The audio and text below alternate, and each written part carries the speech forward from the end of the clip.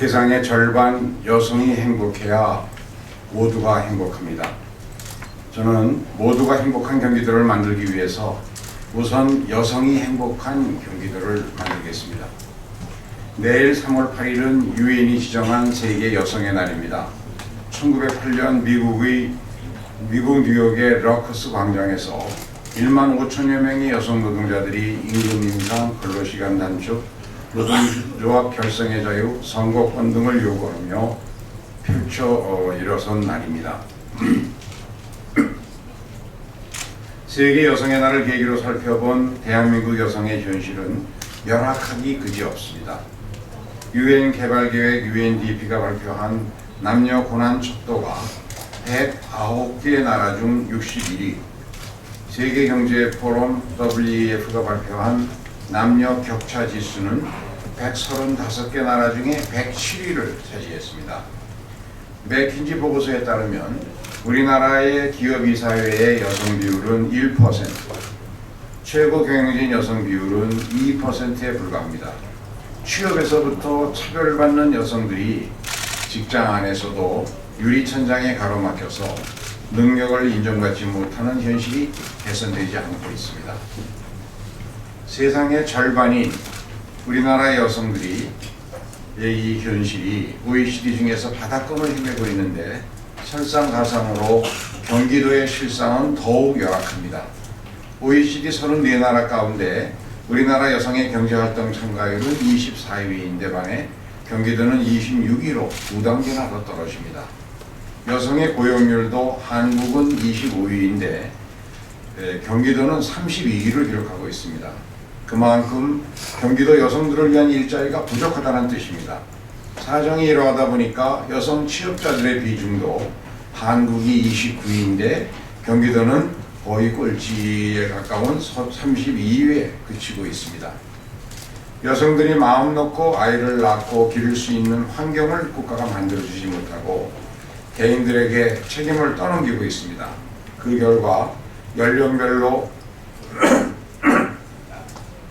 출산과 양육을 담당하는 시기에 여성의 경제활동이 급격히 감소하는 M자형 구조를 보이고 있습니다. 저는 준비된 도지사로서 여성이 행복한 경기도를 만들겠습니다.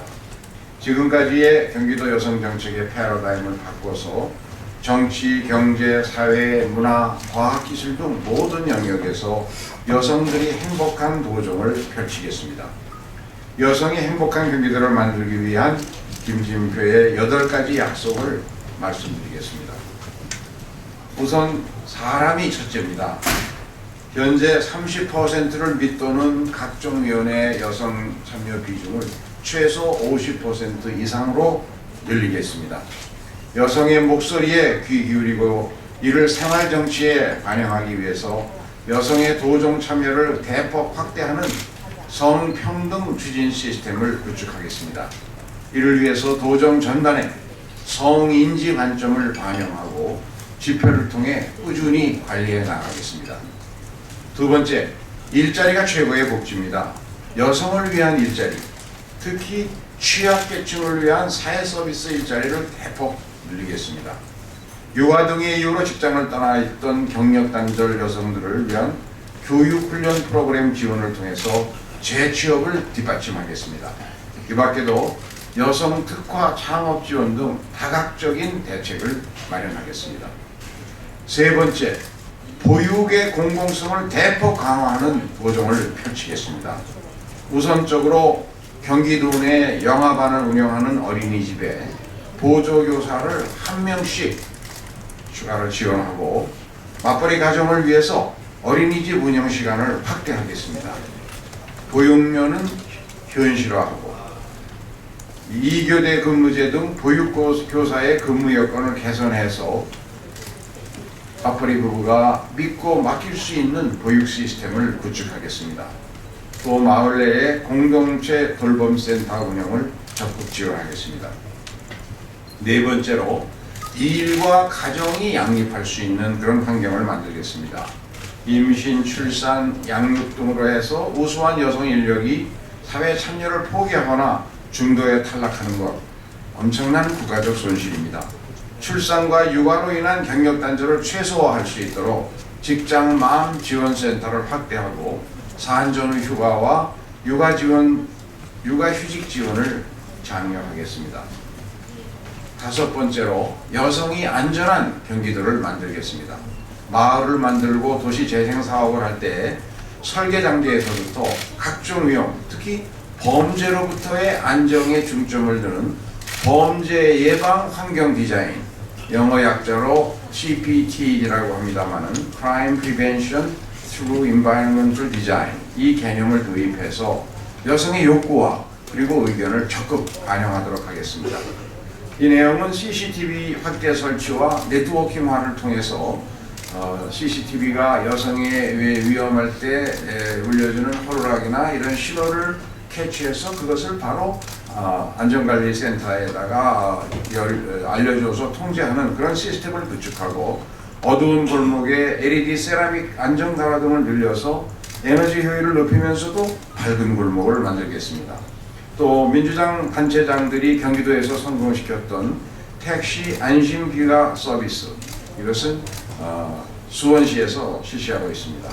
또 안심귀가 마을버스, 이것은 서울 성북구에서 시행해서 좋은 평가를 받고 있습니다. 이와 같이 택시 안심귀가 서비스, 또 안심귀가 마을버스 등을 확대 운영하도록 하겠습니다. 대학가 주변에 여대생 전용 임대주택 등 싱글 여성을 위한 정책적인 지원 방안을 수립하도록 하겠습니다. 여섯 번째로 일하는 여성들의 근로 환경을 개선하는 도지사가 되겠습니다. 유통산업 분야에서 하루 종일 서서 일하는 여성 근로자의 휴식을 보장하고 청소 영역업체 여성 근로자들을 위한 휴게 공간을 설치하는 것을 각 시도에 이행을 강화하는 것을 유인하기 위해서 도지사로서의 권한을 제대로 활용하여 인센티브 시스템을 도입하도록 하겠습니다. 일곱 번째로 여성의 건강을 돌보는 보정을 펼치겠습니다. 유방암과 자궁경부암 등 2대 여성암 퇴치를 위해서 예산 지원 등을 포함해서 도지사로서 할 수 있는 최대한 노력을 기울이겠습니다. 시군마다 최소한 여성 전문 병원 한 곳을 추진하겠습니다. 공공 산후조리원 설치 및 운영을 검토하겠습니다.